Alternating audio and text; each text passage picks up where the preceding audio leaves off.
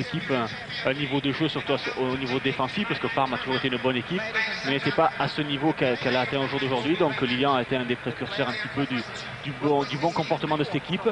Alain les a rejoints à l'intersaison après de bonnes années à Naples et à la Sampdoria de Gênes. Je crois que c'est des joueurs d'expérience. Lilian est un joueur dur, mais dur dans le bon sens du terme, un très bon défenseur. Et puis on l'a vu maintenant, il s'est a marqué des buts, donc c'est vrai que c'est un très grand joueur, certainement le meilleur défenseur d'Europe. Et puis bien évidemment Bobo qui est un petit peu le régulateur de ce milieu de terrain, qui est capable toujours de compenser les fautes de ses adversaires, et surtout il base le jeu essentiellement sur une bonne technique et un sens signé de la tactique. Alors on a aperçu les supporters marseillais, c'est vrai qu'ils sont majoritaires par rapport aux Parmesans, parce qu'ils sont environ, allez, on va dire 5000 ici ce soir. Cette équipe de Parme, Dominique Battenet, alors que c'est l'arbitre du match dont on va reparler qui appelle les deux équipes, cette équipe de Parme, eh bien elle va jouer finalement dans un schéma assez classique, contrairement à ce que nous avait promis Malesani, l'entraîneur. Oui, ils vont jouer suivant le même schéma, c'est-à-dire en 3-5-2. Je crois que c'est un schéma qui leur réussit bien. Ils ont les automatismes, ils ont l'habitude de jouer dans cette tactique, donc il n'y a aucune raison d'en changer. Et puis, bon, ils se sont certainement renseignés aussi sur les malheurs marseillais.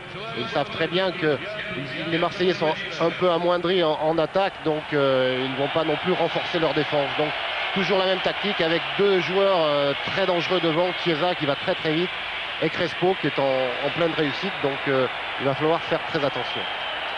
Ouais, cette équipe parmesane, eh bien, c'est vrai qu'elle est particulièrement dangereuse, quasiment dans toutes ses lignes.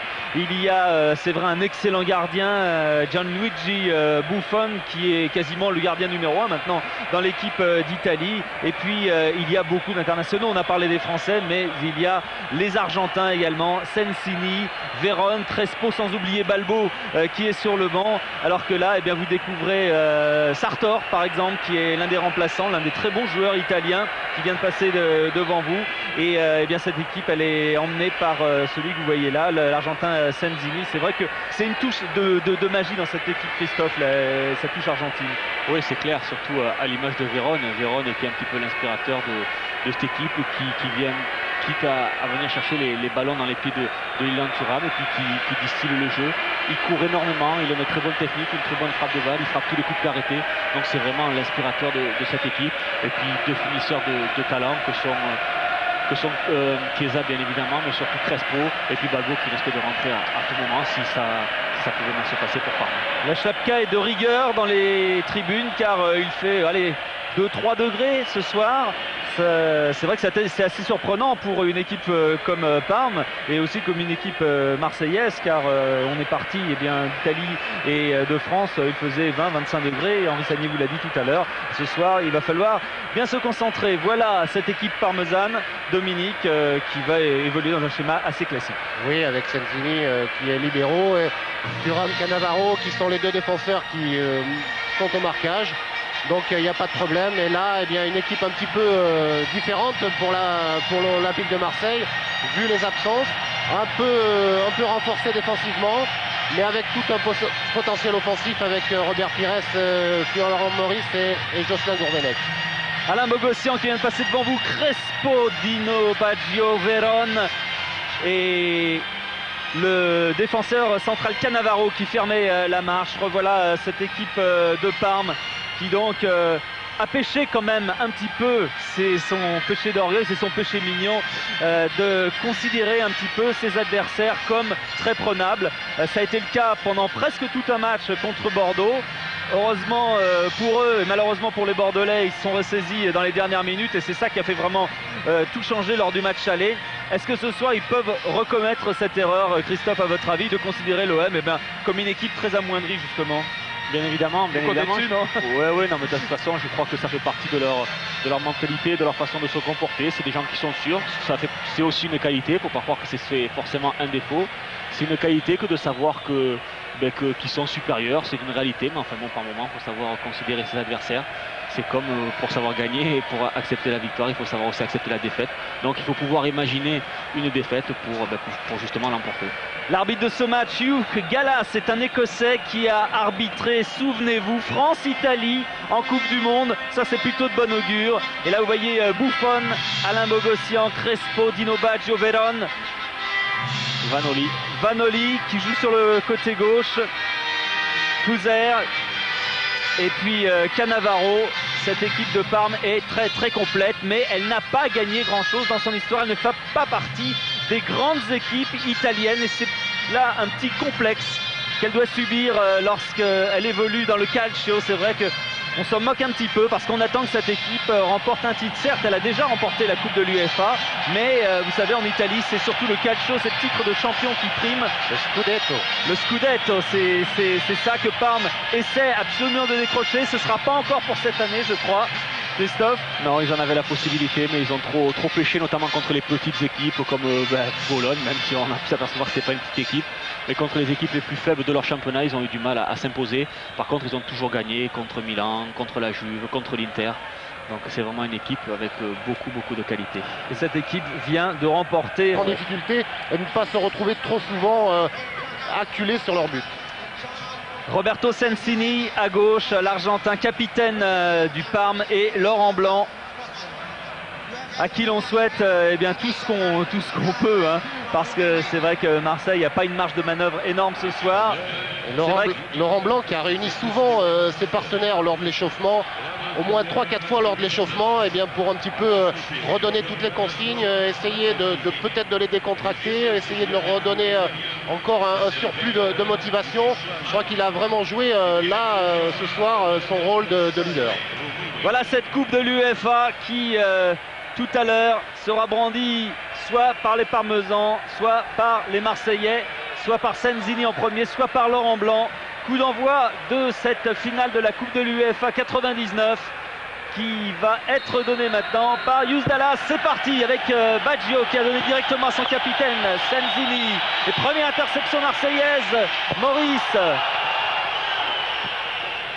Issa, on va chercher sur le côté Robert Pires qui joue côté gauche finalement et qui va garder le bénéfice de cette touche. Gourvenec, Edson de l'autre côté pour Maurice, légèrement bousculé, et on va pouvoir repartir avec Vanoli qui a réussi à redonner aux Marseillais. Gourvenec, bravo, on est sur le côté droit, bonne combinaison avec Gourvenec, et le ballon qui sort finalement avec Cannavaro qui a laissé à Vanoli. Oui, bonne interception. Des Marseillais qui d'entrée, eh bien contrairement à tout ce qu'on aurait pu s'attendre, sont allés chercher les Parmesans très haut. Ils n'ont certainement pas la volonté de trop se laisser dominer, donc ça va faire certainement un très bon match. Crespo, Vanoli qui va revenir derrière, Dino Baggio qui renverse tout, et bonne interception d'Edson sur le côté. Edson avec Maurice qui forcément sera un petit peu isolé ce soir. Ce sont les ajustements qu'il va falloir trouver. Sensini. Domoro de la tête. Oui, joué rapidement avec Crespo sur le côté. Chiesa. Cet homme est très dangereux. C'est un très bon dribbleur. Et surtout, il est capable, comme dit Daniel Bravo, de tirer dans absolument toutes les positions, très rapidement et très fort, et des deux pieds. Pires. Tendron central, loin devant Dino Baggio. Avec Brando face à lui. Et bon tacle, très bon tacle de Blondeau. Le ballon n'est pas sorti, si ça y est maintenant.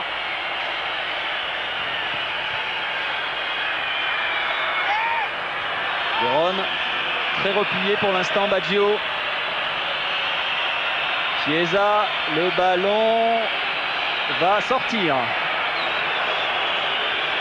Bonne mise en place, Christophe, hein, dans ces 5 premières minutes. Oui, je crois que c'est important de pouvoir gagner du terrain, même si comme ça nous paraissons avoir une équipe un peu défensive. C'est surtout pour justement pouvoir mieux attaquer et surtout les prendre un petit peu dans leur propre construction. Je crois qu'on est surtout une équipe qui a été mise en place pour pouvoir récupérer le ballon le plus haut possible et forcément être dangereux en ayant peu de terrain à parcourir. Bien joué de la part de Brando. avec Blondeau qui a donné derrière. Blanc, oui, bravo. Attention, faut pas les perdre ceux-là. Beaucoup de sûreté, mais on a quand même un petit peu des frissons de temps en temps. Et c'est parfaitement joué avec Blondeau. Et l'arbitre écossais, Hugh Dallas, laisse jouer. Thuram, son premier ballon.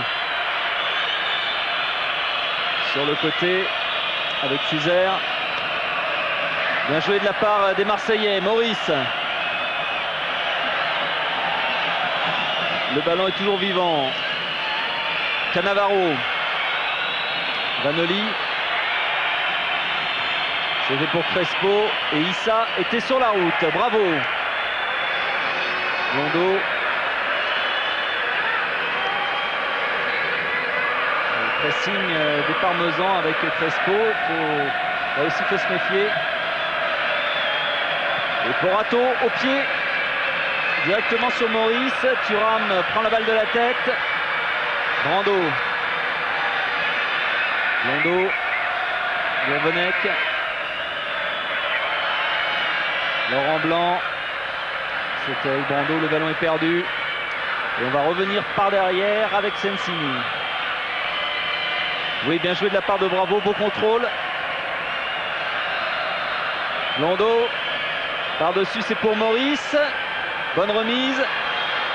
Il reste par-dessus pour Maurice qui remet. Attention, Florian Maurice qui n'a pas pu armer, c'est dommage. Première situation chaude, c'était pas une occasion. On peut surveiller Crespo, bien joué de la part de Blanc. Blondeau. Bravo. Brando.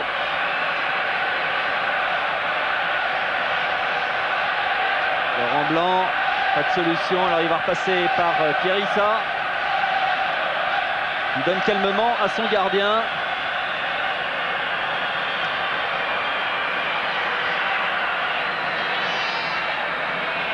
Sensini. Véron. Vanoli avec Sensini, Cannavaro. Véron qui décidément est très replié en ce début de rencontre, Dominique. Oui, mais ils sont repliés parce que les Marseillais exercent un pressing assez haut. On a vu 2-3 fois Brando venir faire le pressing sur Sensini qui l'empêche de bien relancer. Et les Marseillais derrière récupèrent les ballons et se sont permis d'avoir la première occasion, si on peut dire, du match avec Maurice et Gourvenec. Donc des Marseillais qui sont bien en place pour l'instant et qui gênent beaucoup les Parmesans. Mais ils vont les chercher très haut pour l'instant. Ils vont les chercher, ils ne les laissent pas jouer. Et attention, là ce sont les Parmesans qui ont le ballon. Issa sort cette balle, c'est bien joué. Relance immédiate, Gourvenec. Bien joué de la part de Gourvenec. Il faut que l'arbitre se pousse un tout petit peu, ça ira mieux. Blondeau, contré. Oui, bravo. Derrière, ça circule parfaitement. Beaucoup de sûreté dans le jeu marseillais. Pires maintenant. Avec Gourvenec. Bon 1-2.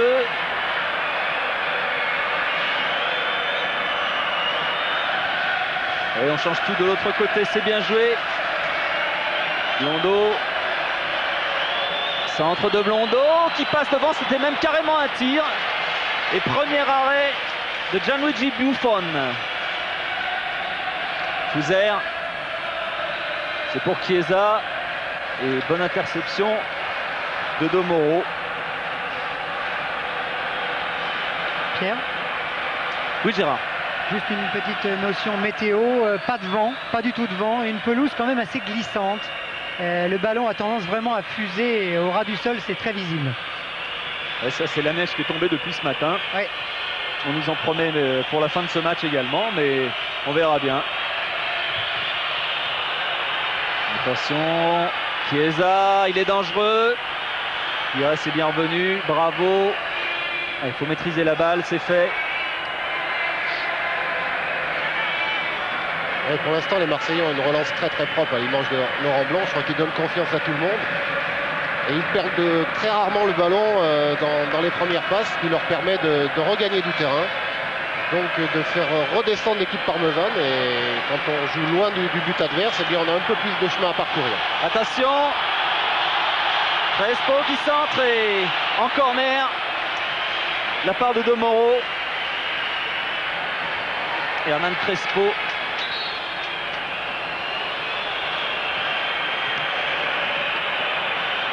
Et il fallait couper cette balle. Ça va être l'un des premiers temps forts pour Porato.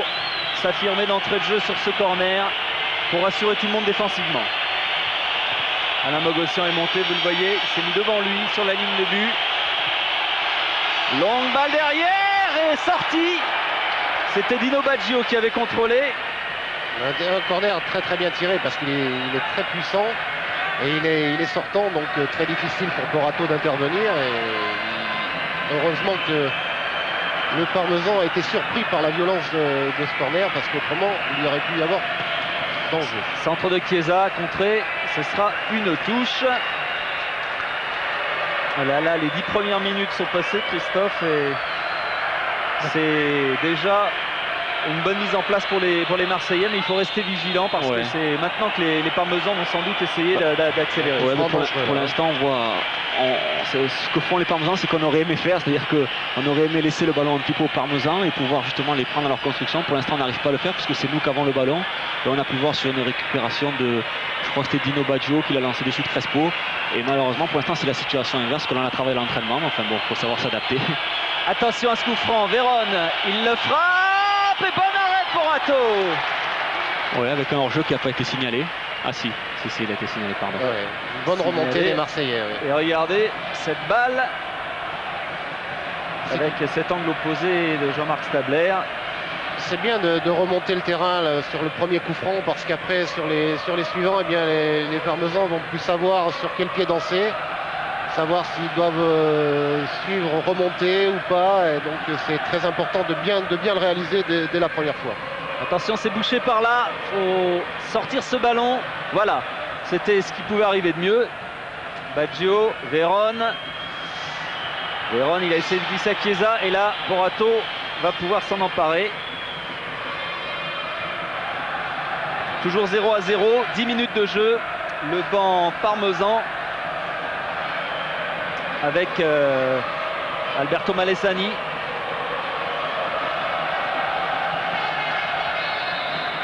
Faute de Maurice sur Thuram.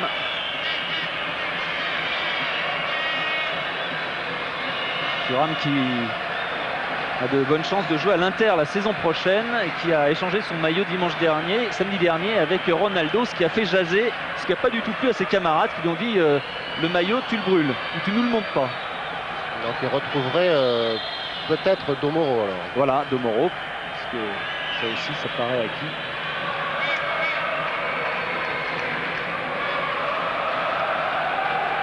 Roland Courbis qui a appris donc un quart d'heure avant l'entraînement d'hier et que ce soir ce match en cas d'égalité à la fin du temps réglementaire serait sanctionné en prolongation par le but en or.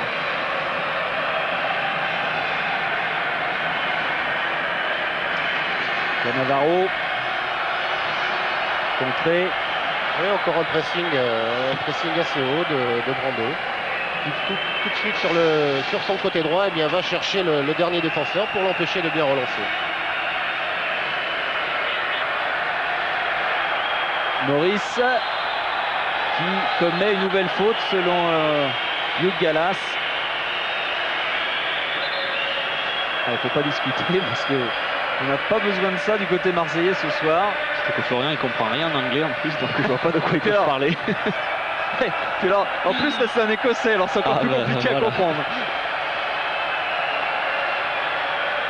C'est Simonet, le président de la Fédération française de football, avec Noël Le Graët, le président de la Ligue, sur des beaux fauteuils. Ah, ça, c'est des fauteuils qui tiennent le coup parce qu'il fait froid. Hein. Oui, c'était juste, mais c'était bien jugé de la part de Laurent Blanc.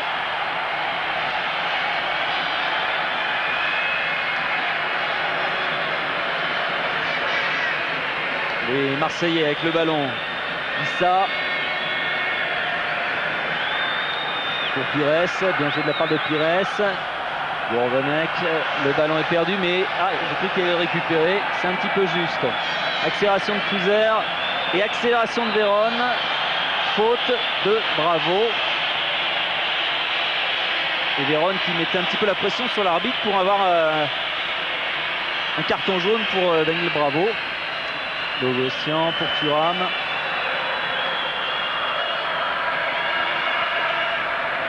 Le ballon contré. Et Bogossian qui allait là encore faire le pressing. Touche pour Parme, ça a marché. Rapidement Bogossian qui centre. Oh là, il faut la ressortir. Nouvelle frappe et ça passe devant. Oui, c'est des ballons à ne pas perdre là, à l'entrée de la surface de réparation parce que tout de suite ils sont utilisables. Donc il faut être très très attentif. Mais c'est Robert Pires qui était à ce niveau-là. C'est vrai que les attaquants n'ont pas trop l'habitude de se retrouver en position défensive, donc il faut qu'ils fassent très attention de ne pas perdre des ballons bêtement à l'entrée de leur surface de réparation. Maurice qui va toujours disputer ses balles aériennes. Blanc, Brando, Bogossian, Chiesa encore qui va donner un bon ballon. Porato n'est pas sorti et c'est au-dessus de la part de Crespo. Ils s'entendent comme deux larrons en foire, c'est Chiesa, Crespo. Tout de suite, Chiesa a recherché Crespo entre deux défenseurs. Heureusement que le ballon était un petit peu trop long. Porato a hésité à sortir, mais je pense qu'il a bien fait parce que Crespo est légèrement dépassé par le ballon. C'est vrai, Christophe, vous tenez le coup?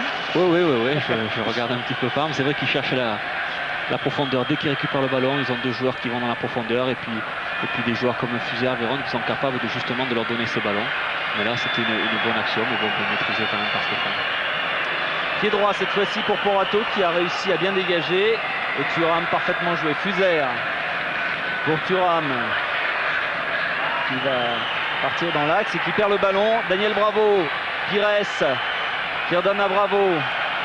Brando maintenant. Gourvenec écarte Blondeau. On revient avec Gourvenec. Pires, c'est passé. Et corner. Premier corner pour Marseille. Avec Blondeau qui est venu de très loin solliciter cette balle dans un premier temps qui retourne une deuxième fois. Oui, Patrick qui nous fait du bien, c'est vrai qu'il nous a manqué pendant un mois et demi puisqu'il a souffert du genou. C'est un joueur qui a de l'expérience pour nous, du tempérament et qui est un véritable joueur de couloir. Et c'est vrai que si on avait pu l'avoir pendant ce mois et demi, on aurait peut-être pris un petit peu plus de points parce qu'il nous fait vraiment du bien, autant offensivement que défensivement. Attention, un corner en finale pour l'OM, ça vous rappelle rien? Oui. La balle passe devant la tête et c'est à côté. C'est pas terminé. Pires avec Edson à sa droite. Pires qui centre. Oh là là là là. Thuram qui s'en sort pas mal. Oui, bien sorti de la part de Domoro. Bravo avec Edson. Il va accélérer Edson face à Thuram. Ah, dommage. Bogossian rapidement joué la touche. Sensini.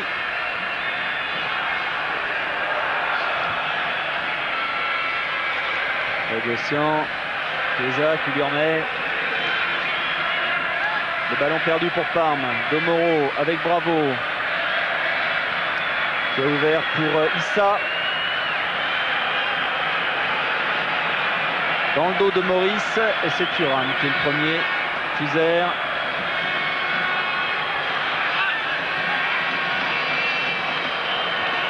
Touche. Chiesa n'est pas parvenu à redresser.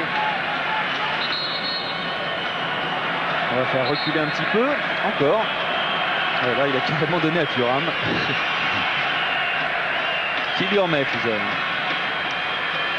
Par-dessus. Il joue beaucoup sur les côtés, dans les couloirs latéraux. Non, il joue beaucoup sur le côté droit avec Chiesa parce qu'il est capable de faire les différences. Depuis le début de la rencontre, pratiquement, ils n'ont jamais attaqué du côté gauche. Donc ils jouent sur leur point fort. Chiesa qui est capable de faire des différences et de centrer pour Crespo. Et ils sont souvent sur ce côté-là. Et pour l'instant, les Marseillais au milieu de terrain, je trouve qu'ils jouent très très bien. Ils récupèrent beaucoup de ballons, ils sont bien groupés. Et puis Daniel Bravo dans son rôle un petit peu de distributeur derrière la ligne d'attaque, Gourvenec, Pires, Maurice, bien récupère beaucoup de ballons et temporise beaucoup le jeu marseillais. Donc pour l'instant, je trouve que les Marseillais s'en tirent très très bien et nous font un très bon match. Edson Domoro. Maurice, c'est pas facile pour Florian Maurice parce qu'à chaque fois il est tout seul et ce sont des ballons qu'on lui envoie sur la tête. Brando a essayé de la prendre cette balle. Bogossian avec Fouzer. Véron, Fouzer et cette fois c'est perdu. Edson. Pires. Blondeau. Issa. Toujours 0-0. On approche des 20 minutes de jeu dans cette première mi-temps de la finale de la Coupe de l'UEFA entre l'Olympique de Marseille et Parme. Ouh là là, ça joue rapidement, un peu trop profond heureusement de la part de Bogossian.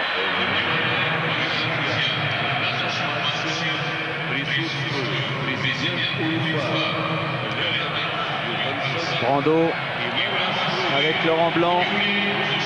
Alors, je peux vous dire que les micros du stade et les haut-parleurs fonctionnent parfaitement. On voit que c'est un stade neuf qui a été refait il y a 2 ans. Pires.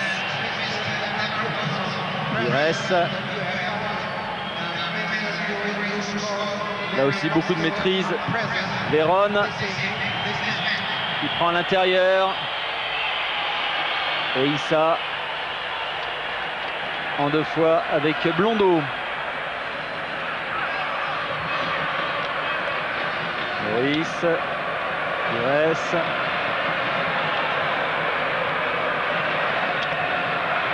Gourvenec. Edson. Oui, c'est bien joué pour. Oui, bien joué de la part de Gourvenec. Au centre. Pires qui frappe en ses contrées. Attention, Gourvenec maintenant, c'est à côté. Ouais, c'est contré par Florian Maurice, il me semble, qui s'était engagé. Et les Italiens réclamaient hors-jeu, mais je crois que la frappe de Robert Pires est contrée par Florian Maurice. Ah oui, ça c'est clair. Ça c'est la fin de l'action avec cette frappe de Gourvenec qui passe nettement à côté. Mais avant, il y avait la frappe de Pires. On voit la facilité technique de Gourvenec qui élimine Lilian Thuram et qui recherche dans l'axe Robert Pires qui arrive en pleine course. Contrôle. Et encore Gourvenec qui frappe juste à côté des buts gardés par Buffon. Dino Baggio a perdu la balle. Faute.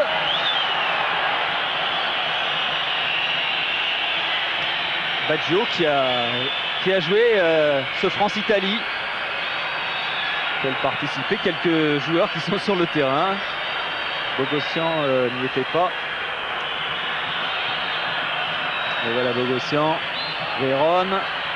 Et une main signalée sur le contrôle que l'Argentin pensait de la poitrine.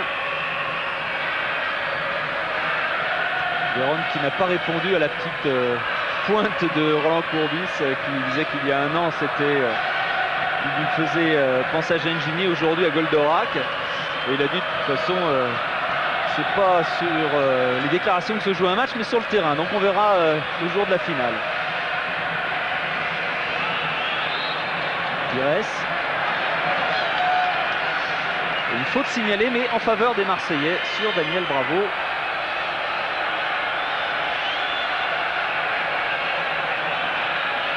Dans cette lutte avec Bogossian. Coup franc marseillais. Laurent Blanc. Pires. Edson. Il prend le couloir, Edson, oui. On revient derrière, Pires. Ballon perdu, Véron. Ouh, attention. Chiesa. En 2 fois. Domoro. Ça se termine bien. C'est pas tout à fait ce qu'il voulait faire, je pense. Oui, mais une fois de plus, de suite après la récupération, ils vont chercher la profondeur avec Chiesa, avec Crespo qui vont très très vite. Je crois que le jeu de Parme est clair avec des récupérateurs, Baggio, Bogossian et puis de suite aller chercher la profondeur par des changements d'aile ou voire directement sur le même côté. Thuram. Ballon perdu par Bogossian. Oui, c'est bien joué par-dessus pour Pires face à Senzini. Et là, il y aura une faute, forcément.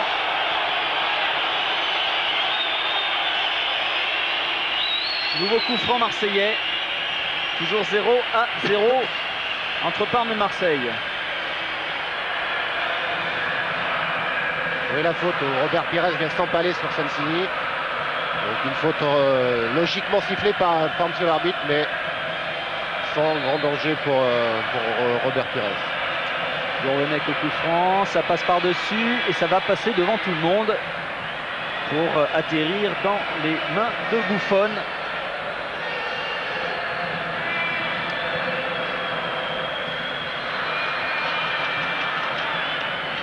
Laurent Blanc. Thuram qui a raté son contrôle, mais Robert Pires n'a pas pu l'emmener cette balle comme il le souhaitait. Alors que Malesani, lui, est sorti de son banc. Et que Courbis est beaucoup plus discipliné. Il s'est juste levé pendant 30 secondes.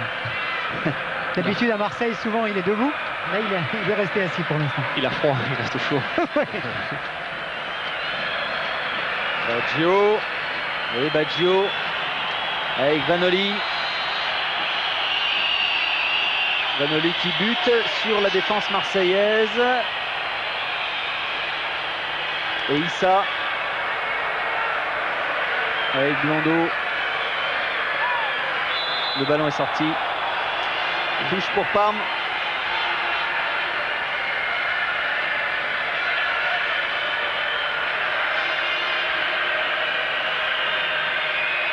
Ça, ce sera directement pour Porato qui va relancer immédiatement sur le côté gauche avec le Brésilien de Recife, Edson.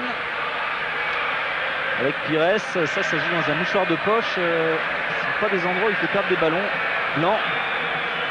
Edson, bravo. Pires, voilà, Pires a senti le danger et il a préféré donner de l'air. Oui, prendre de l'air. Mais les Marseillais qui essayent de relancer, de jouer court, parce que c'est vrai qu'ils ont peu de profondeur, il n'y a que Florian Maurice pratiquement devant, donc ils ont peu de points d'appui. Donc ils essayent de jouer court pour relancer, pour essayer de se rapprocher des buts gardés par Buffon. Et pour l'instant, eh je pense qu'ils y réussissent relativement bien. Fusée en retrait pour Senzini qui va aussi chercher loin devant. Oh, attention, Porato, c'est le but.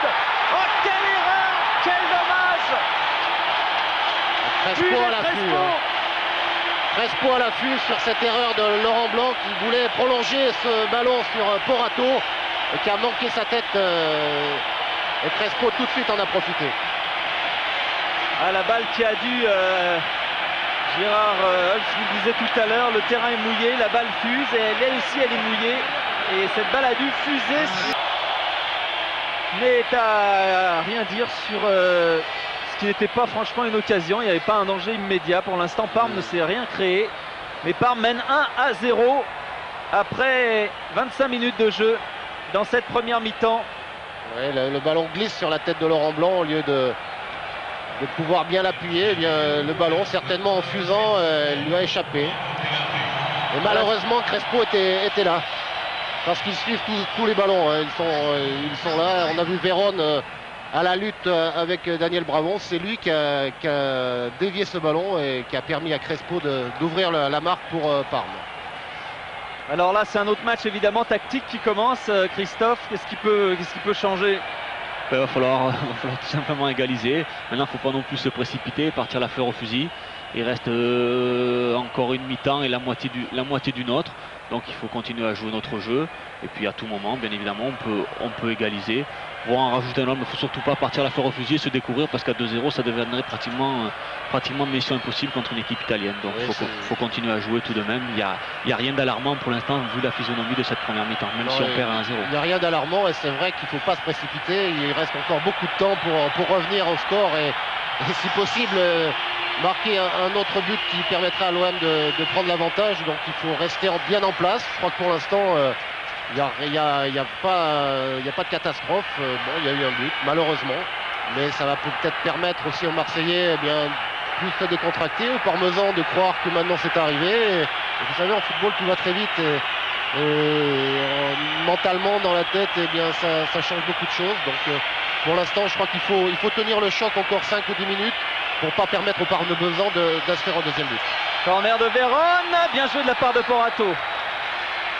C'était important juste après ce but de remettre les choses en place et d'ailleurs la balle, a signalé l'arbitre assistant, était sortie avant de revenir sur le terrain sur ce corner très brossé de la part de l'Argentin.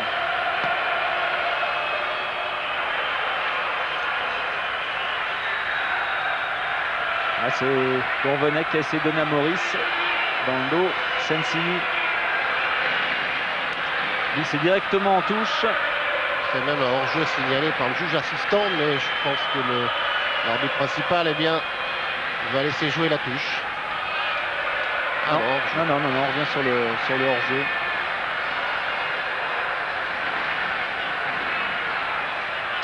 Laurent Blanc, c'est vrai qu'on a un petit peu de peine pour lui parce que c'était vraiment le héros de ces demi-finales et de la qualification. Il peut toujours l'être encore. Il peut l'être, il va l'être. Mais ce scénario me fait dire encore plus que jamais que nous allons gagner, aussi paradoxal que cela puisse être. Je suis persuadé que ce scénario va nous regonfler et va nous donner encore plus de solidarité, justement envers Laurent et envers tout le monde, parce que c'est comme ça qu'on s'en sortira tout simplement. Thuram, Fuser, Crespo, le buteur, Blanc, bravo.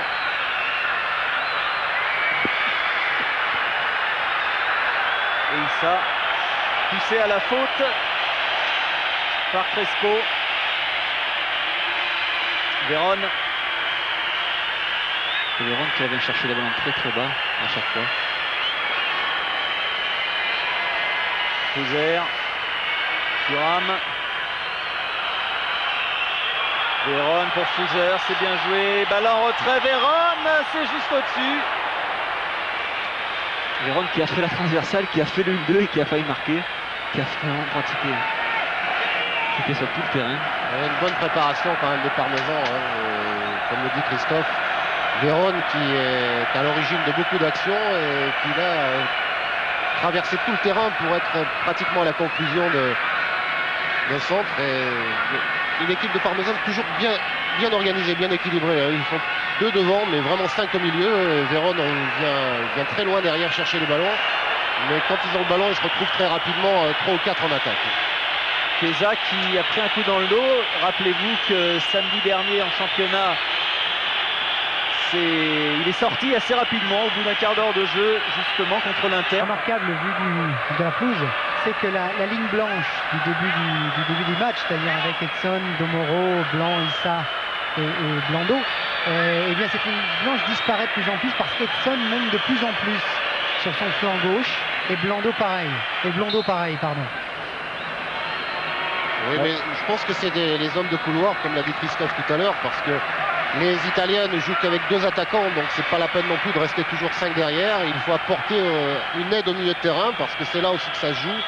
Donc Blando et Edson doivent s'intégrer dans le milieu de terrain à chaque fois qu'ils en ont l'opportunité. Ah, bravo en 2 fois qui a essayé de donner devant. Et touche pour Parme avec Fuser. Pendant que Chiesa récupère de cette béquille à la cuisse. Le ballon sort, mais toujours pour Parme. Véron laisse à Diego Fuser, qui a marqué samedi contre l'Inter son 7e but du Calcio. Bogossian, Thuram.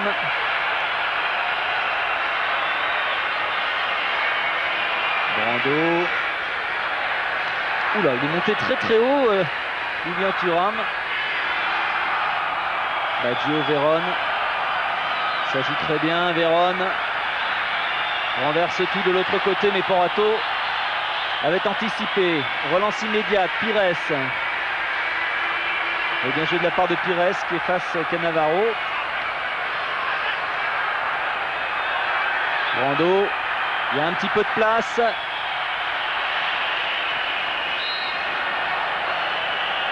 Et le ballon qui sort.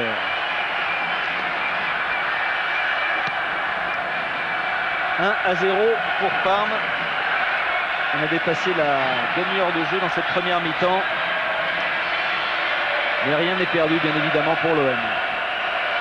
On repasse derrière. Ça, avec Marc Lévy qui est en train de parler à Titi Camara, qui je pense va faire sa rentrée à la mi-temps. Je vois, il est en train de lasser les chaussures. Il va laisser chauffer Pires. Il est certain qu'en étant mené à 0, il va falloir changer ses batteries à un moment donné. Attendre la mi-temps, je crois que c'est une bonne... Oui, c'est bien passé. Iranda contré. Blando.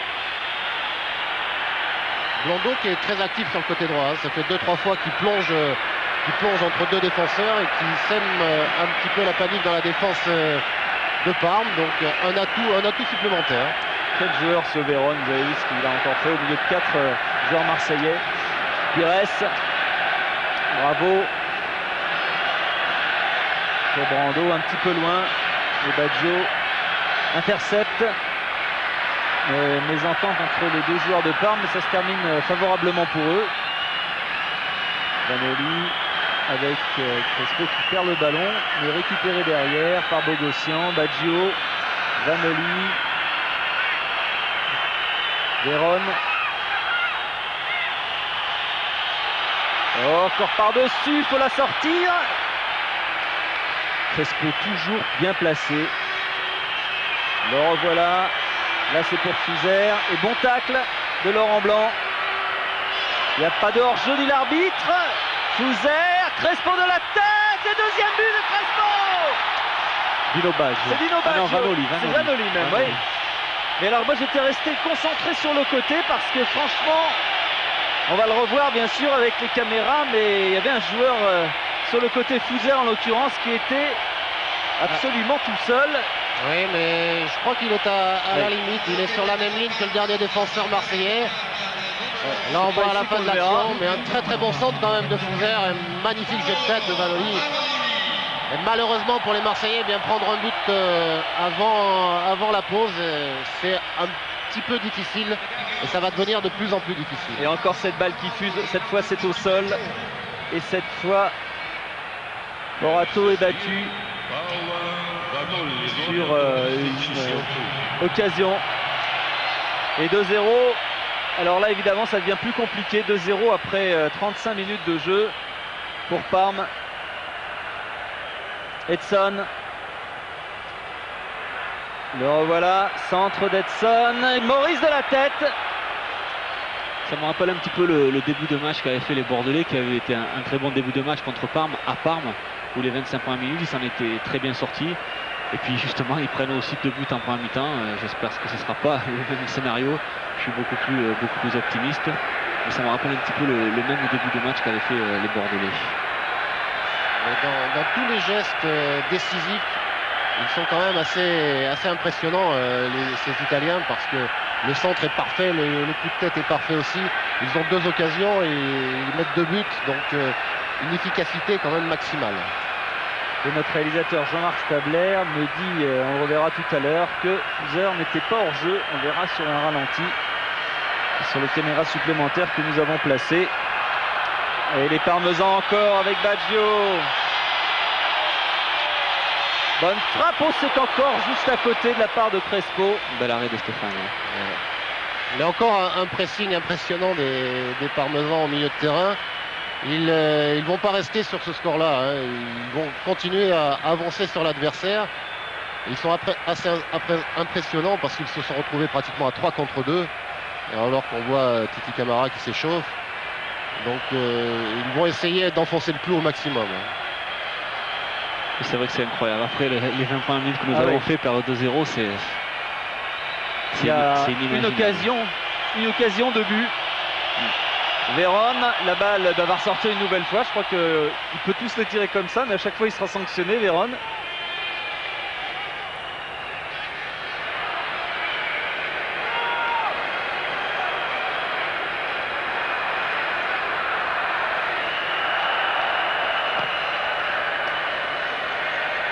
Et Porato, Gourvenec, battu de la tête, Véron le premier. Véron qu'on voit beaucoup quand même. Brando. C'est là qu'il faut aller au bout. Voilà Brando qui frappe. Et c'est un coup franc intéressant pour l'Olympique de Marseille. Un peu moins de 25 mètres. Et on voit la frappe de Fusère qui est bien cadrée. Hein, bien cadrée. Et un bel arrêt de Stéphane Porato. Ah oui, là il y a carrément de la part de Baggio une faute. Il a voulu monter carrément dans le short de Brando. Alors Ravanelli n'est pas là, qui est-ce qui va frapper Laurent Blanc ou Edson qui est capable de le mettre. Mais enfin moi je pense que c'est Laurent qui comme toujours mais là avec le pied gauche peut-être. Laurent Gosset c'est pas mal hein. Va nous relancer, c'est Laurent qui va nous relancer. Ah ce serait bien. Edson ou Laurent Blanc. Et des Italiens qui en ont profité pour gagner 1 ou 2 mètres. Ouais, le carton jaune n'est pas loin.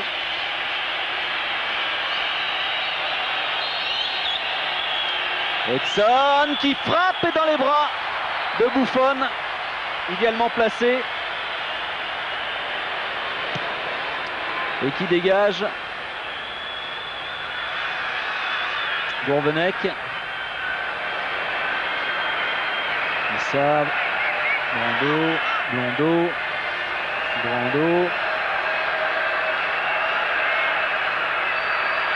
On revient derrière avec Issa et il continue ce pressing avec Chiesa. Mais Porato dégage. Maurice parvient à dévier. Allez, Edson. Ah, il va frapper de là, Edson. Il est très ambitieux. C'est vrai qu'on avait vu à Bologne tenter des frappes comme ça assez lointaines.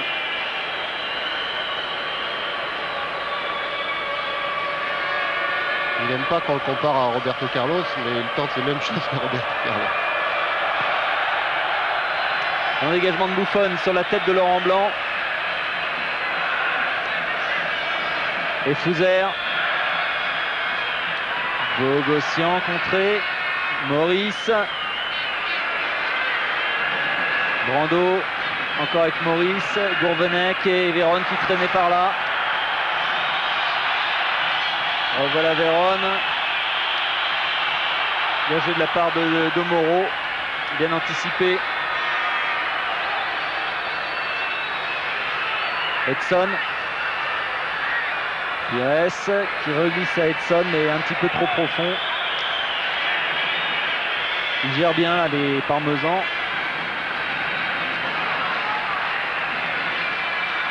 Oui, mais il ne gère pas en reculant. Hein. Il gère le match pour l'instant, il gère cette première période, mais toujours en avançant sur l'adversaire. Et on voit Véron récupérer beaucoup de ballons au milieu de terrain. Ils ont un milieu de terrain très fourni et très agressif. Touche pour Marseille. Maurice avec Edson. Bravo. Bien joué le Gourvenec qui a tout changé. Côté droit, Blondeau. Brando est parti dans son dos. Maurice avec Brando maintenant. Pour être à la retombée. Il y a du monde. Evanoli contre. Véron a essayé de lui redonner et dégage en touche.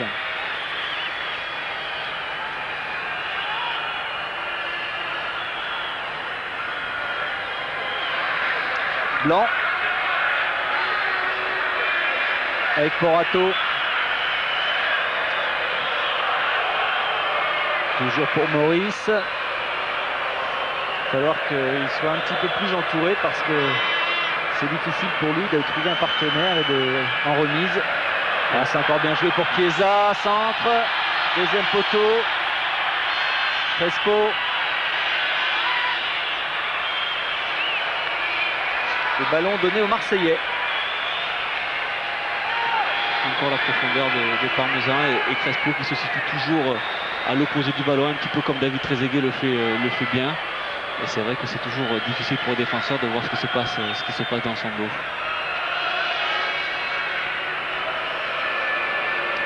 Porato, il glisse un petit peu sur ce dégagement.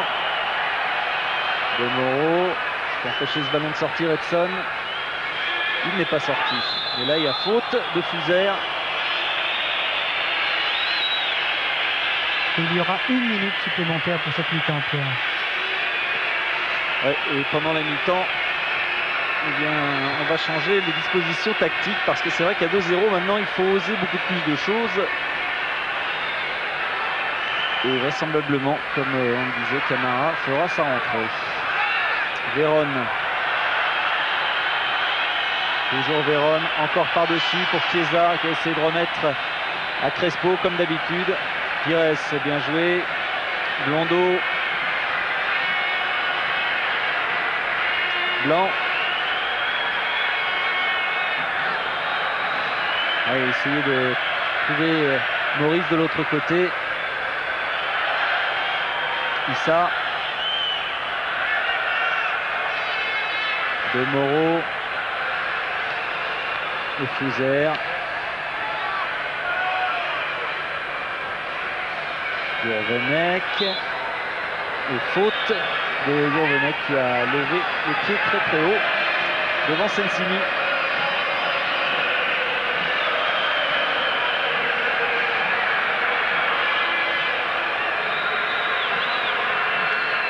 Les dernières secondes de cette première mi-temps. Thuram, Vérone. Il n'y a quand même pas beaucoup de déchets dans le fond de jeu parmesan. Très peu de ballons perdus. Edson, De Moro,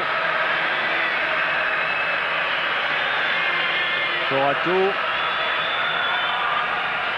Vanoli, Baggio et Sensini qui va jouer calmement avec son gardien. Pied droit. Et fin de cette première mi-temps sur le score de 2-0. Non, pas encore. La minute. La fameuse minute. Tout le monde commençait à se diriger, mais c'était le coup franc qui était signalé. En tout cas, il y a toujours 2-0. Hein. Thuram est passé. Thuram, Vérone.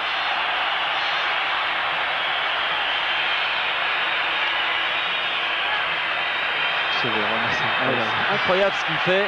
Baggio est là, Laurent Blanc heureusement est sur la trajectoire. Et Vérone fait un match incroyable pour l'instant. Maurice avec Thuram.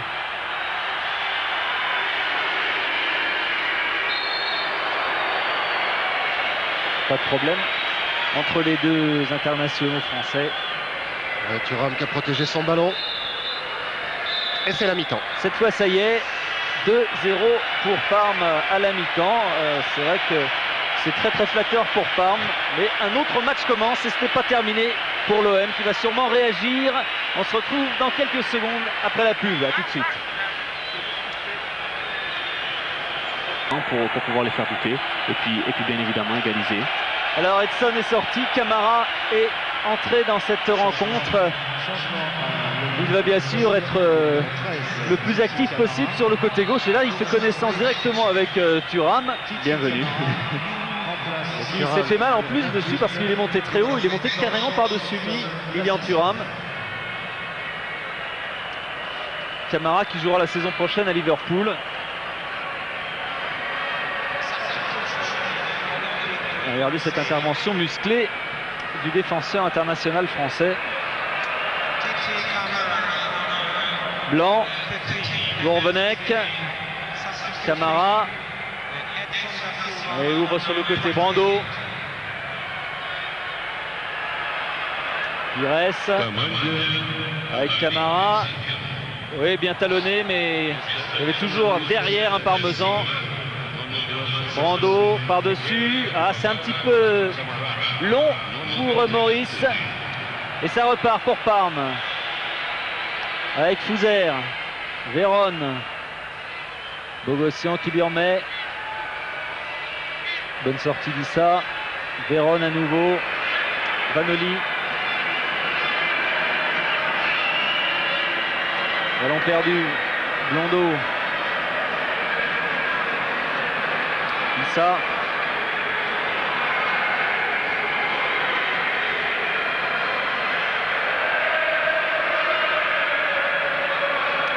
De Moro qui maintenant est carrément sur le côté gauche. Ouais, qui va jouer arrière gauche carrément. Oui, il a remplacé poste pour poste Edson. Pires lui a laissé passer, c'est bien joué. Blondeau, un petit peu d'espace. C'est passé pour Bravo qui lui en met. Et il renverse le tout de l'autre côté. Camara. Ouais, Camara qui tente une frappe arrêtée sans problème pour Buffon.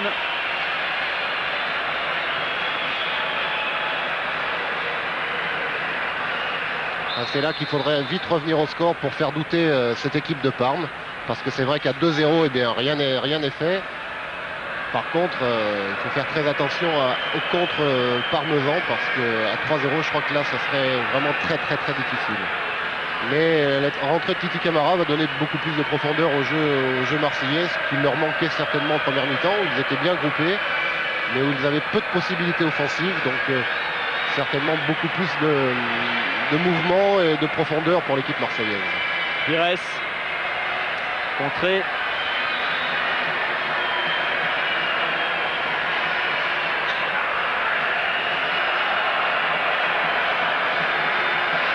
Blondeau par-dessus, négociant de la tête. Le ballon n'est toujours pas sorti. Négociant à nouveau. Et Blanc, et bien joué, Camara. Toujours Camara, Gourvenec par-dessus pour Maurice. Directement. Et un pied, Parmesan qui traînait. Attention à ce compte, Chiesa. Il va très vite avec Crespo. Il y a Fouzer qui est arrivé, qui revient de très loin. Fouzer qui se fait chipper le ballon par Daniel Bravo. Ça va repartir dans son dos. Gourvenec. Gourvenec est passé. Et le ballon qui sort, ce sera une touche pour Parme. Vous avez un jeu qui va vous permettre de gagner un ordinateur multimédia grâce au 36 15 France 3 au 08 36 68 33 33. La question, il faut y répondre. Quel est le nom du joueur qui a marqué pendant la finale 93 OM Milan? C'est très difficile, je vous le concède. Mais il y a un ordinateur multimédia à gagner. Pires. Hop là. Véron, un petit peu en retard. Blondeau, ce sera le premier carton jaune de cette finale pour Patrick Blondeau. C'est un geste très méchant, mais Véron avait réalisé une prouesse technique et Blondeau est arrivé légèrement en retard. Donc un carton jaune mérité, mais qui n'était pas très méchant de la part de Blondeau. Et Véron l'a bien évité. Heureusement pour lui. Oui. Et alors parmi les choix qu'on vous propose, parce que comme la question était vraiment très difficile, vous pouvez choisir entre Boli, Papin ou Deschamps. Non, Deschamps, c'est sûr, non, pas de Deschamps. C'est une indication. Donc c'était si difficile que ça, on a donné plus trois on peut donner 3 noms. Donc vous choisissez parmi ces 3 là pour la finale 93. Blondeau. Et le ballon sort au profit des Marseillais. Touche.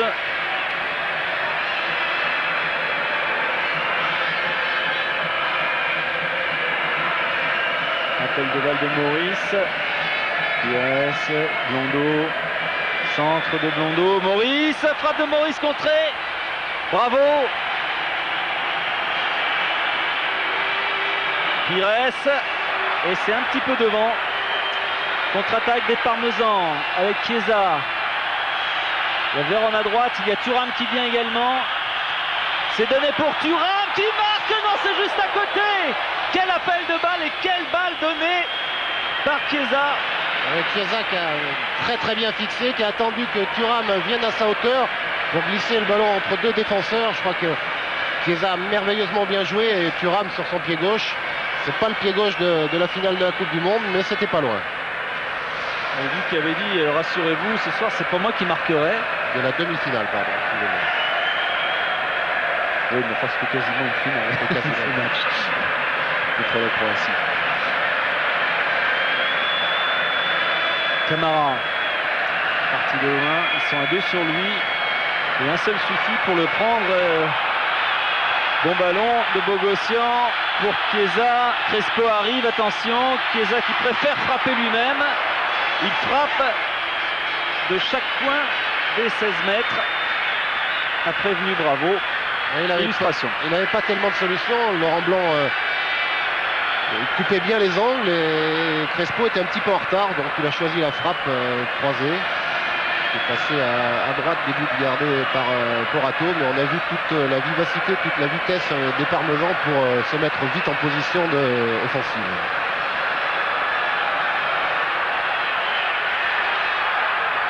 Blanc. Pour Gourvenec, le ballon au sol. Difficile pour De Moro. Et là, il y a de l'espace, forcément, il va y avoir un peu plus d'espace pour Parme. Chiesa toujours, c'est bien donné. Centre en retrait, Fouzer contré, et c'est Issa qui va ressortir avec ce ballon. Ouais, heureusement que Brando est venu suppléer un petit peu sa défense et contrer ce centre en retrait, parce que là, il y avait vraiment danger. Oui, mais ça, c'est inéluctable. C'est vrai que Parme va bénéficier de situations beaucoup plus claires et beaucoup plus dangereuses, parce que l'OM est maintenant obligé de jouer un cran plus haut. Blondeau. Pires.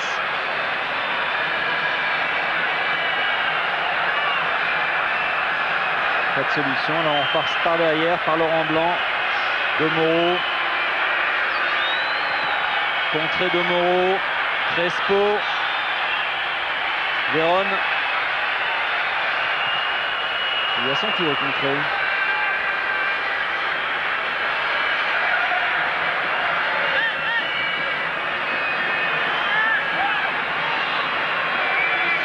Bogossian. Baggio. En retrait. Cannavaro a sorti le ballon, pressentant le danger. Et touche marseillaise avec Daniel Bravo. De Moreau. Gourvenec. Issa. Blanc. Dans le dos de Bravo. Fouzer. Véron. Bogossian. Thuram. Fouzer. Avec Lilian Thuram qui est passé. Oui, Grandpont, ça joue toujours. Véron. Crespo laisse passer. Chiesa, but 3-0 avec ce but d'Enrico Chiesa qui malheureusement sonne le glas des espoirs marseillais. Et Véron, petit ballon piqué. On voit Crespo qui laisse passer le ballon pour Chiesa qui arrive en pleine course et qui ne laisse aucune chance à Porato. Mais c'est surtout le décalage qu'a fait dès le départ Lilian Thuram, qui a permis à Véron de se retrouver en position idéale pour centrer tranquillement. Il avait tout son temps pour adresser un bon ballon. Donc c'est venu du milieu de terrain où Lilian Thuram, entre deux, a fait un décalage pour permettre à Véron d'adresser un très bon ballon qui permet à Chiesa de fusiller Porato. Il rate rien, et celle-là, elle est en pleine lucarne ou à peu près. Et 3-0, ça devient très dur pour les Marseillais. Parce que c'est vrai que maintenant, les espaces, comme on le disait, se créent et c'est beaucoup plus facile. On a l'impression que Parme domine nettement cette rencontre, mais tout est parti, c'est vrai, du premier but qui a absolument tout déréglé, alors que les Marseillais étaient vraiment bien dans ce match. Pires sur le côté. Blondeau. Pires. Oui, une main de la part de Bogossian.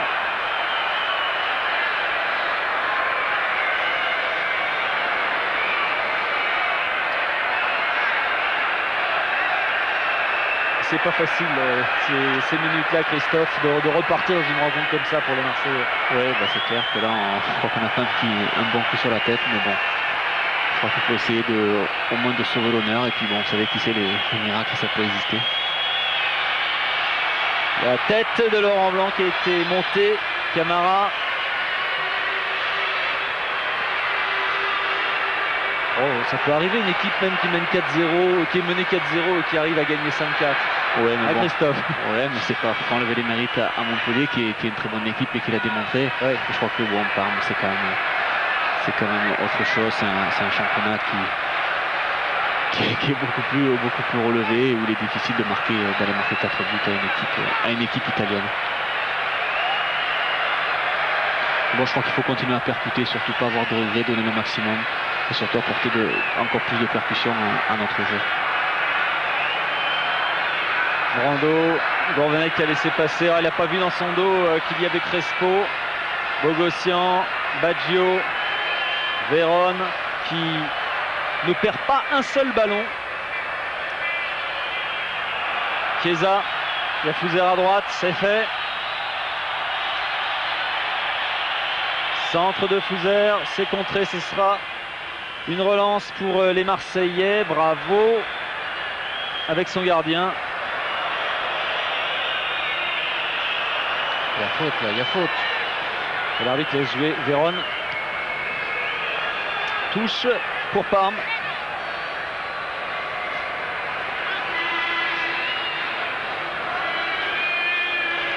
Et c'est encore Vérone qui donne ce ballon, même s'il y a une action excellente de la part de Crespo qui emmène toute la défense.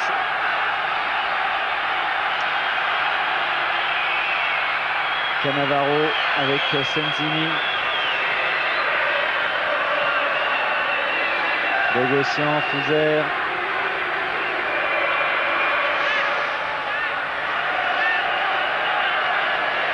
Et oui. Le coup de Massieu est tombé aussi sur le banc marseillais, vous l'avez vu.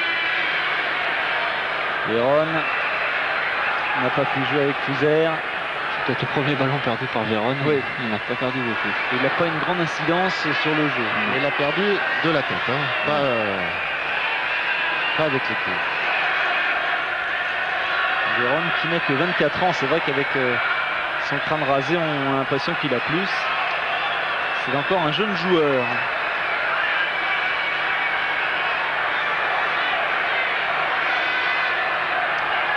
Issa. Blanc.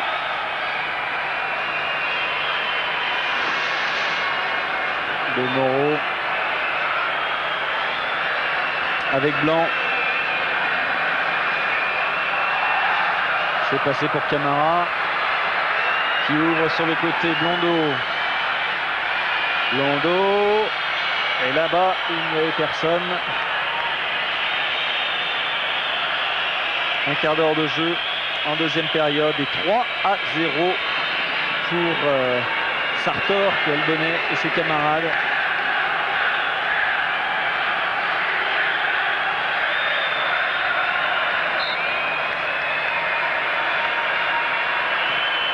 Dégagement de Buffon.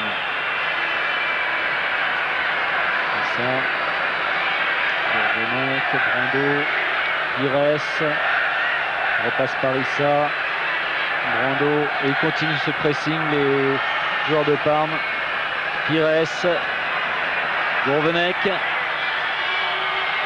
avec Maurice, il lui remet, Gourvenec au centre, la frappe est juste à côté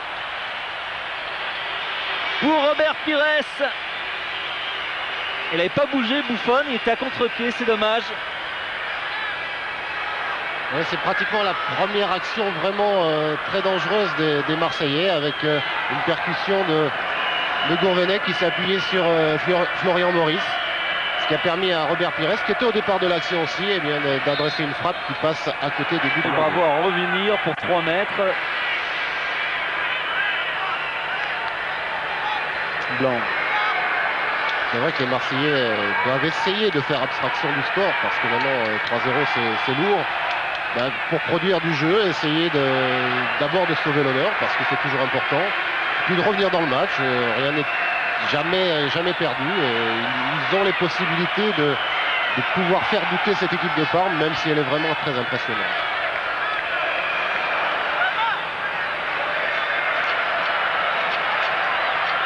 Romeli.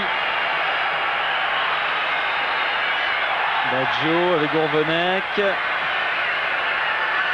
Vanelli loin devant. Ça revient sur Brando. Et Blondeau maintenant. Bravo. Gourvenec. Camara. Ils obligent à jouer latéralement. Et ils perdent le ballon. Ça va vite maintenant. Crespo, Thuram. Il va y aller tout seul. Non, il a voulu redonner derrière. Il a perdu le ballon. Un petit peu d'espace pour une fois. Et ça va revenir très vite chez les jaunes. Pires qui attend du renfort. C'est fait. Blondeau, Pires. Et au centre, bien sûr. Bravo. Gourvenec, Camara qui lui remet. Et derrière, on attend et on est groupé. Et on ne prend pas de risque. Ils montent toujours très rapidement sur le porteur du ballon, coupant toutes les trajectoires. Ils obligent à faire jouer les Marseillais latéralement, ce qui fait que les Marseillais ont peu de possibilités de jouer en profondeur. Donc pour l'instant, tactiquement, les Parmesans jouent merveilleusement bien et les Marseillais ont du mal à être plus percutants et avoir plus de profondeur dans leur jeu. Et Chiesa qui a marqué 8 buts dans cette Coupe de l'UEFA, qui en est le meilleur buteur.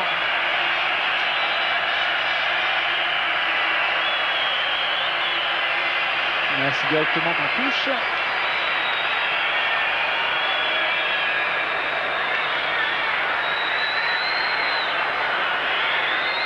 Pour Parme.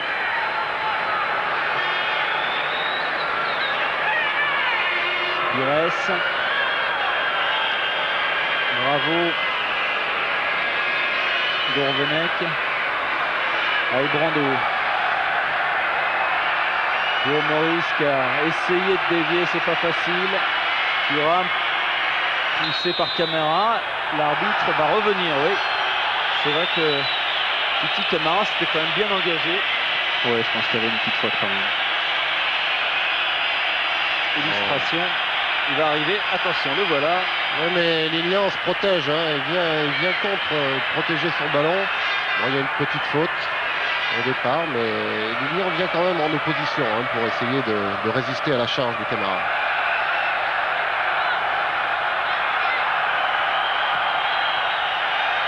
Le ballon est sorti.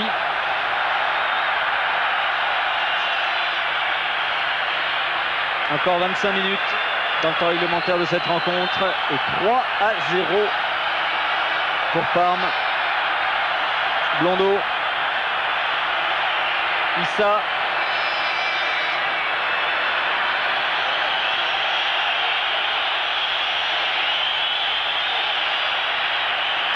Espo. C'est toujours bon pour Chiesa. Cette fois se heurte à Domoro. Pires.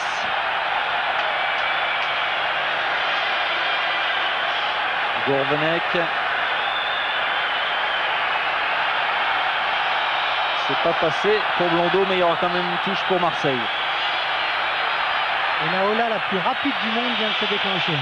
Oui, et lorsqu'il y a quelques sifflets, c'est parce que les policiers et les militaires ne se lèvent pas pour faire la Ola, donc le public n'est pas content. Ah oui, s'ils se lèvent, les armes tombent alors. Pires. Gourvenec. Camara, là il y a une faute normalement, mais l'arbitre ne l'a pas sifflé. Blondeau par-dessus. On se bat de part et d'autre. L'arbitre laisse toujours jouer. Et laisse l'avantage surtout aux Marseillais. Ce qui part d'une bonne intention. Gourvenec. Gourvenec avec Maurice bloqué. Coup franc. Coup franc pour Marseille. Allez, c'est maintenant pour essayer de mettre ce but.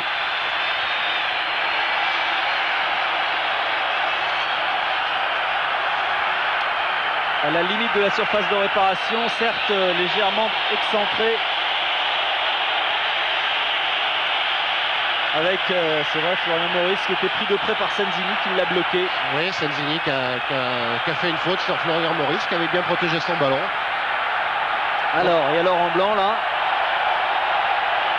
C'est l'occasion de revenir dans la partie.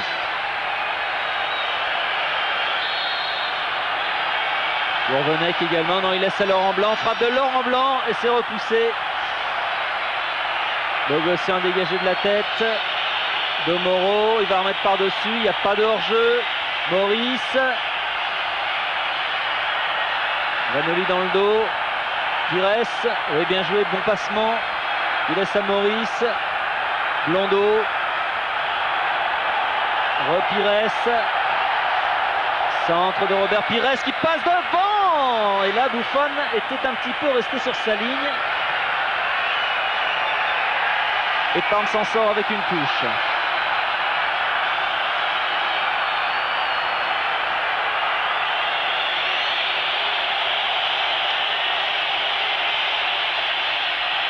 Véron avec Vanoli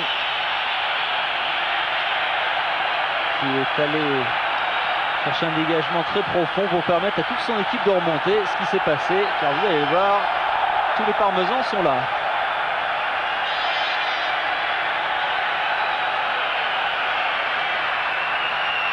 Brando, Pires, Blondeau, Et Sensini qui derrière, eh bien, joue un petit peu à la façon du Baresi du Milan AC, faisant remonter, reculer. C'est lui qui commande cette défense. Camara, Gourvenec, complètement de l'autre côté, le ballon ne sortira pas. Blondeau, Pires, et regardez comment l'étau se resserre sur Marseille. Ballon toujours pour Pires, obligé de repasser derrière parce qu'ils sont très agressifs dans leur placement, les Parmesans. Ils ne laissent pas d'espace. Là il y a deux Marseillais, Maurice battu de la tête par Thuram.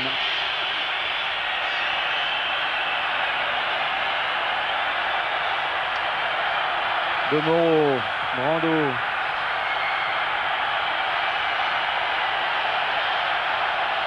avec Issa, alors que la Ola continue de l'autre côté.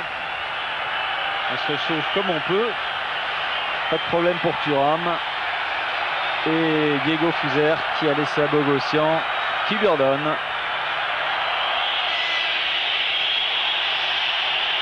Bogossian qui avait marqué sur ce terrain également contre la Russie avec l'équipe de France. Blondeau. Et bien joué de la part de Pires. Pires, ça va revenir pour Brando. Sur le côté, Gourvenec. Toujours Gourvenec, centre de Gourvenec. Maurice Camara, et c'est à côté. Quelle occasion! La première grosse occasion pour l'OM. Titi Camara à bout portant qui croise un peu trop cette balle. Bien joué de la part de Florian Maurice. Oui, après un bon travail préparatoire de Jocelyn Gourvenec qui, presque en se retournant, bien, va chercher Maurice. Une belle déviation de la tête et Titi Camara croise son tir du pied gauche. Et c'est vrai que c'était la vraiment première grosse occasion de Marseillaise et qui a failli relancer Marseille dans cette rencontre. Comme quoi, il y a des possibilités, il peut y avoir des ouvertures et il faut que les Marseillais continuent. Et Balbo qui va rentrer du côté parmesan. Oui. Pétra argentin, le bel Balbo.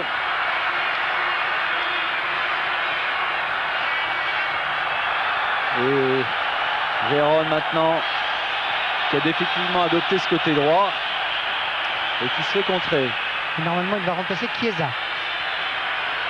Chiesa qui aura fait son travail en marquant un but et en étant comme d'habitude très dangereux.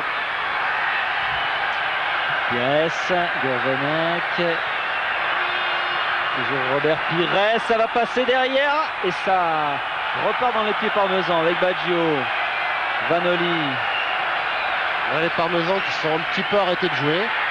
Ils n'arrivent plus à vraiment remonter le terrain, à remonter le ballon. Donc les Marseillais sont de plus en plus dangereux. Oui, là ils gèrent leurs 3 buts d'avance. C'est clair, l'option a été choisie, c'est-à-dire gérer le résultat. Ils vont faire entrer un attaquant qui va jouer à la limite du hors-jeu. Mais bon, c'est vrai qu'ils vont gérer le résultat maintenant.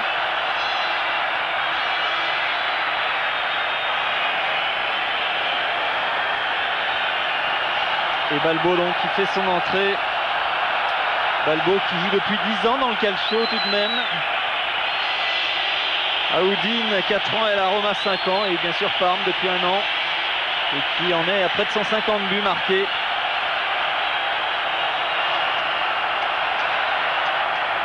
Ouais, c'est un attaquant contre un attaquant. Hein. C'est pas une tactique différente. Mais c'est un attaquant qui peut-être part un peu plus à la limite du hors-jeu, comme le disait Christophe, qui aime davantage l'espace et qui combine moins, qui remet moins. Camara, et là c'est directement pour Buffon. Un peu plus d'1 quart d'heure de jeu. Encore dans cette finale de la Coupe de l'UEFA. Blanc, Ça passe par-dessus tout le monde. Sensini. Allez, Balbo, c'était son premier ballon.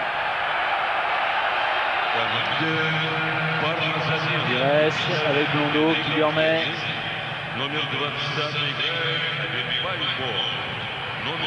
Gourvenec, Bonamorti, Camara. C'est passé. Gourvenec. Centre.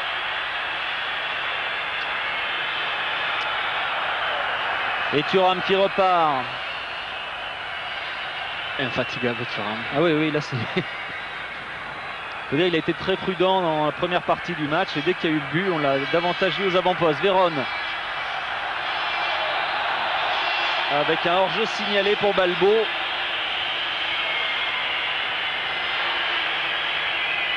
Pires.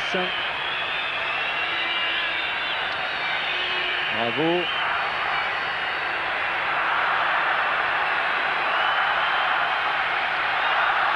Daniel Bravo toujours. Camara qui résiste à Thuram. Pires. Permet, il revient sur lui. Oui, il donne à Camara. C'est un petit peu par-dessus lui, un peu trop profond.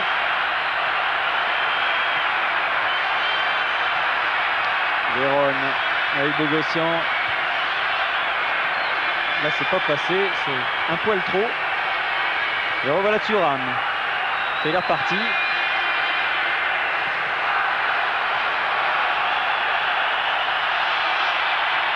Et Porato.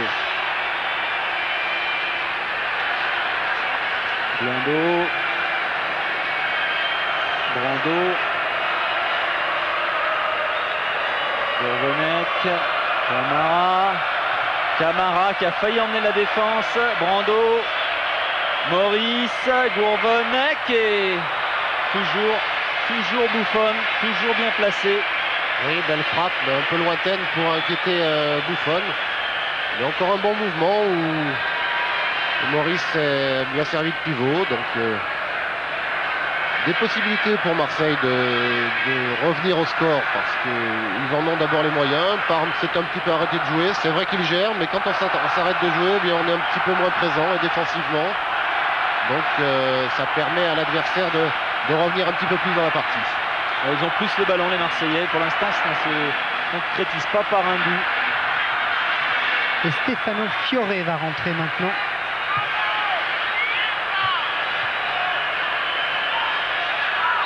Avec une faute et un coup franc pour Marseille. C'est un milieu de terrain, Fiore. Il est toujours sur le côté en général. Ouais. Qui remplace Vérone. Oui, je crois, oui. Et Vérone qui a beaucoup donné quand même pendant plus d'une heure. Et qui commençait à baisser un petit peu pied physiquement. Mais quel joueur, il nous a régalé pendant pratiquement une heure. Avec ses touches de balle tout en finesse et sa grosse activité. Il va sortir Vérone. Et Fiore.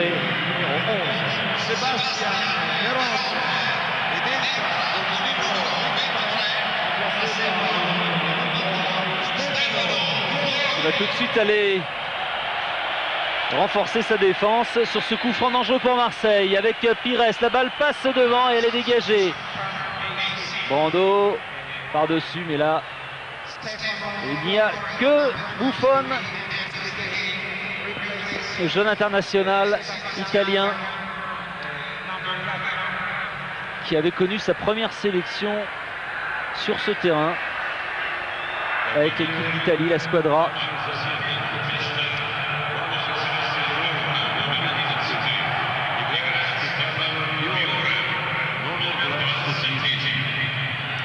Issa, Blondo.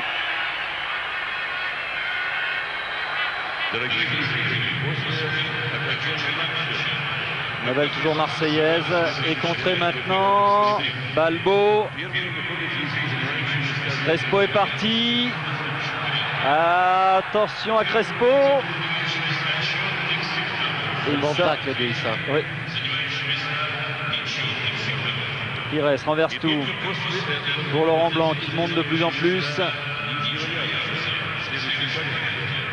Bravo. Brando, Blanc. Brando. Et Vanoli. Et faute. Coup franc pour Parme.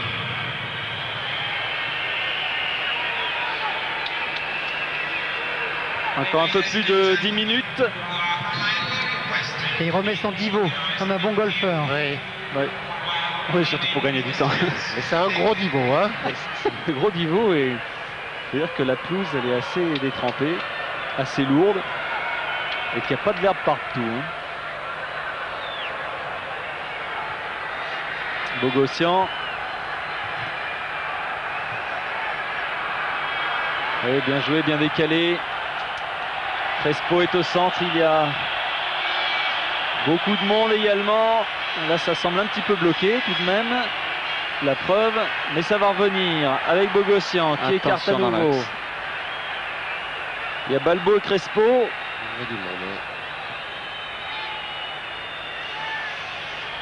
Et Laurent Blanc qui va dégager ça. Pires.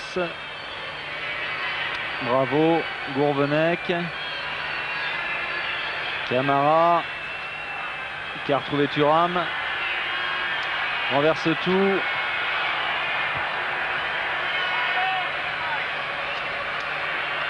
Balbo a essayé de trouver Crespo. C'est raté. Issa. Et Crespo avec Balbo. Et Crespo toujours, il est toujours debout, il n'a pas pu donner sur le côté et pour cause, il y avait coup franc pour Parme, 25 mètres, obtenu par Hernan Crespo.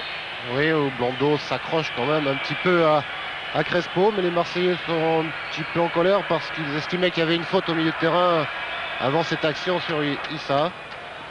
Donc un petit peu en colère, mais un coup franc dangereux pour Parme. Là, il y a Senzini qui est allé un peu à lointain, la balle. un peu lointain. Alors il y a Balbo qui a une bonne frappe. C'est d'ailleurs lui qui a l'air de s'élancer. Abel Balbo.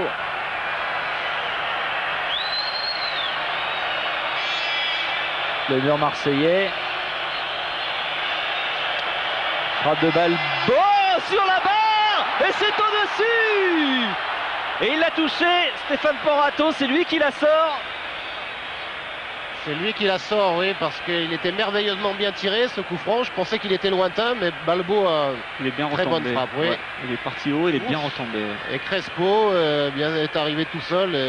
On voit ce que c'est un manque de concentration, parce qu'à 3-0, on a un petit peu moins de concentration. Ça aurait été mieux qu'il la rate en début de match. Oui, c'est vrai. Mais celle-là, il ne l'a pas ratée. C'est ça qui a tout déclenché. Comme quoi, il n'y a aucun but qui n'est fait, qui n'est tout fait. De temps en temps, même à plus petit niveau, on râle contre des attaquants qui manquent des buts, qu'on dit immanquables, mais rien n'est immanquable. Et on l'a encore vu avec Crespo qui n'est Ah voilà, Sprilia, tiens. Oui, pas le premier venu. Faustino. Faustino normalement doit rentrer dans quelques secondes. Faustino qui n'a pas énormément joué cette saison, mais qui revient bien ces dernières semaines. Il a mis un but incroyable aux Français de l'Inter, le gardien français, Frey, samedi dernier. Et son entraîneur le fait participer à la fête, à cette victoire. Et Malesani vient de l'appeler là, alors qu'il était en train de s'échauffer. Il est revenu. Francky Fredericks aurait été battu sur 100 mètres. Tellement il a envie de jouer. Ouais, c'est sûr. Sur la piste d'athlétisme, c'était faramineux là. Pierre, et il est 23h37. Rare quand même sur les matchs de football. Hein. Oui, c'est ce qu'on avait prévu. C'est-à-dire que s'il y avait eu prolongation dans ce match, ça aurait été la première finale de l'histoire qui serait jouée sur 2 jours. Ilian Thuram accroché. Et on aurait commencé le mercredi et fini le jeudi parce que pour nous, oui, c'est ça, il est pas loin de minuit. En Espagne aussi, on joue très tard. L'été, vers 11h, 11h moins le quart, les matchs commencent. Mais il fait meilleur aussi. Oui, c'est pas la même C'est température. pour éviter la chaleur. Ouais, là, il n'y a pas de danger aujourd'hui. Hein. Pires.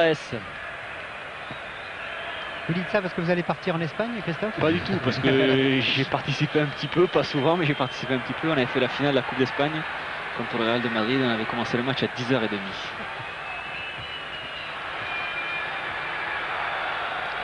De Moreau avec Bravo. Gourvenec, frappe de Gourvenec, c'est contré, mais Buffon ira quand même la chercher, celle-là aussi. Buffon, dont toute la famille a joué à haut niveau, que ce soit en athlétisme, son père et sa mère, championne d'Italie de 10 pour son père, championne poids pour sa mère, ses deux sœurs en première division de volley, son oncle qui a joué en D1 de basket, l'autre qui est gardien de but, ancien gardien de but du Milan AC, du Genoa, international à plusieurs fois. On comprend mieux ce qui coule dans les veines de Buffon, qui a tout pour être le grand joueur qu'il est. Et une nouvelle sortie. Crespo sort et Asprilla l'a remplacé.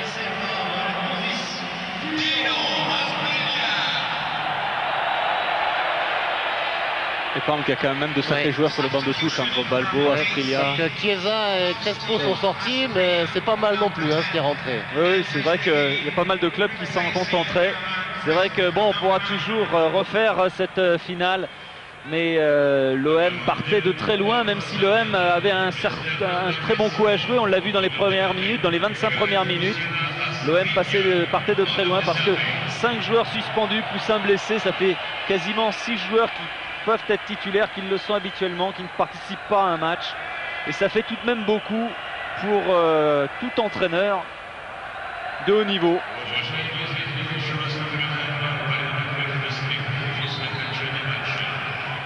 Coup franc pour l'OM. Mais bon, je crois qu'il ne faut pas non plus se cacher derrière les suspensions. Je pense que même avec les suspendus, avec les blessés, je pense que Parme est meilleur que nous et est en train de le démontrer ce soir. Oui, c'est très sportif, très fair play de votre part, Christophe. C'est vrai que Parme est globalement supérieur, mais bon, on sait très bien qu'en football, c'est pas forcément celui qui est le plus fort a priori qui gagne a posteriori. Et même avec cette équipe-là, l'OM aurait pu réussir un coup ce soir. Mais ce coup, il était peut-être encore plus réalisable avec un effectif au complet. Mais enfin, on ne va pas réécrire l'histoire. Non, non. De toute façon, l'OM réalise une merveilleuse saison avec encore un tir de Camara. Il vous reste maintenant à finir de disputer ce championnat. Oui, c'est clair. Je crois qu'il ne faut pas tout remettre en question. Ça a été un beau parcours européen où nous sommes vaincus. Bon, hormis ce soir, nous perdons le match qu'il ne faut pas perdre, c'est-à-dire la finale. Mais je pense que ça reste quand même un beau parcours européen. Il faut quand même le souligner et pas oublier que l'OM il y a encore 2 ans, était bien bas et on a quand même réussi à redonner une âme. Bien évidemment, on n'est pas les seuls. C'est grâce à un président qui a su faire ce qu'il fallait, un public qui a toujours su nous soutenir et c'est bien pour tout le monde. Mais c'est surtout le début, c'est absolument pas la fin de l'Olympique de Marseille. Ça commence, quoi. C'est vraiment le grand OM qui revient. Certes, et il y a encore de belles heures à vivre au Vélodrome pour tous les supporters effectivement qui sont toujours derrière vous et qui donnent à ce club une âme à nul autre pareil. Une âme que l'on compare avec celle des clubs italiens justement. Peut-être pas à Parme d'ailleurs, qui possède un public un peu plus froid, un peu plus engoncé. Mais c'est vrai d'abord que le championnat n'est pas perdu d'une part, et d'autre part, eh bien, l'an prochain on verra c'est encore une grande équipe de l'OM. Et après tout, c'est vrai qu'il y a quand même beaucoup de clubs qui aimeraient déjà arriver à ce niveau-là en finale de Coupe d'Europe. C'est vrai que c'est un beau parcours, comme l'a souligné Christophe, un vaincu. Mais bon, le jour J, eh bien, il manquait quand même un petit peu de monde. C'est pas le fait que les remplaçants ou ceux qui sont sur la pelouse eh bien, aient démérité, mais il y a moins de possibilités pour l'entraîneur, surtout au niveau offensif, pour pouvoir troubler cette équipe de Parme qui nous fait vraiment une très très grosse impression. Elle nous l'avait fait déjà contre Bordeaux lors du match retour. Donc c'est vraiment une très très grande équipe. Mais Marseille n'avait pas tous ses atouts non plus pour essayer de contrecarrer. Mais bon, sur le but du match, c'est vrai que Parme eh bien, nous a montré toute l'efficacité aussi, hein, parce qu'ils ont maîtrisé peut-être la rencontre, mais ils n'ont pas eu tant d'occasions que ça, mais ils ont quand même réussi à en marquer 3. Camara, Thuram, et même là, il n'y a pas d'affolement. Camara qui essaie de se l'emmener tout seul. Bravo. Ça va être dur de lutter de la tête. Et les Italiens qui repartent. Bogossian, Thuram. Oui, qui a donné à Asprilla, qui n'avait pas touché la balle. C'est fait, Asprilla. Centre d'Asprilla. Et bonne tête défensive, Wissa. Le Sud-Africain.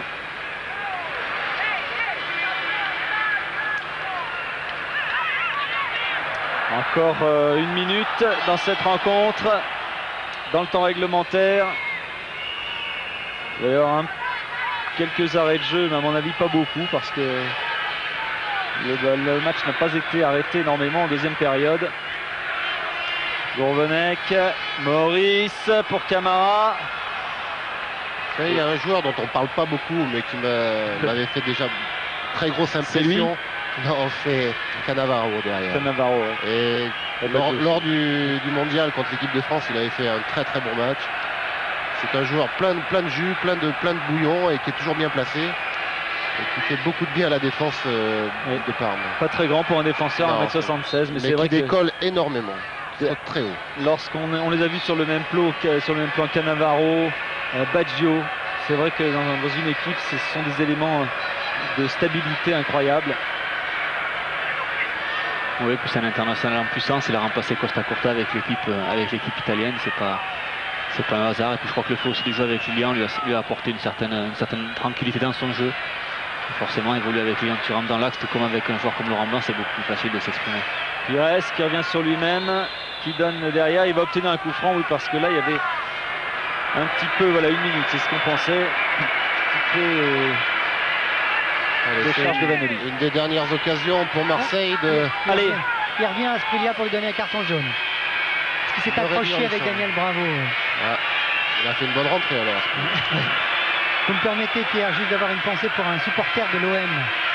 C'est le petit Anthony Scotto, qui est des Cailloles dans la banlieue de Marseille là, pendant les 10 secondes, parce que il était champion de France, champion de Provence Benjamin. Il est décédé le jour de la finale de la Coupe du Monde l'année dernière. Le petit Anthony, voilà, on va lui dédier ce match. Pires, Bogossian de la tête à dégager. Alors là, ça va partir très très vite. Et ça vient de très très loin. Ouh là là. Et ça on s'en sort bien du côté marseillais. Ouais, très acrobatique de la part de... Ils voulaient mettre le 4e, ils sont montés quand même à 4. Quand on dit qu'ils gèrent, mais enfin s'ils pouvaient en mettre plus. C'est Florian Maurice qui était là. Se gênerait pas. Florian qui a fait preuve d'abnégation, c'est vrai qu'on peut toujours compter sur lui pour se battre, et le faire comme ça 1 minute de la fin quand il s'est battu comme il l'a fait, c'est quand même un coup de chapeau, et c'est bien de l'avoir fait. Ouais, les joueurs de Parme, surtout le banc, qui attendent que l'arbitre siffle. Balbo qui va chercher un corner. Et ça sera certainement le dernier corner. Et sur le banc, on est prêt. C'est fini, dit Crespo. Ils n'ont pas peur, non? Non, c'est-à-dire que comme il fait pas chaud, quoi, quitte à ce que ça se termine, autant que ce soit plus rapidement. Et c'est fait, on tirera même pas le corner. Et Parme remporte cette finale de la Coupe de l'UEFA en battant l'OM 3-0. Victoire indiscutable, comme on le disait Christophe. Oui, c'est vrai que Parme a bien géré son match et a déroulé. C'était mérité. Parme était plus fort que nous, on le savait. Pour que les forces s'équilibrent, il aurait fallu voir le Parme de la première mi-temps contre l'Inter de Milan le week-end dernier.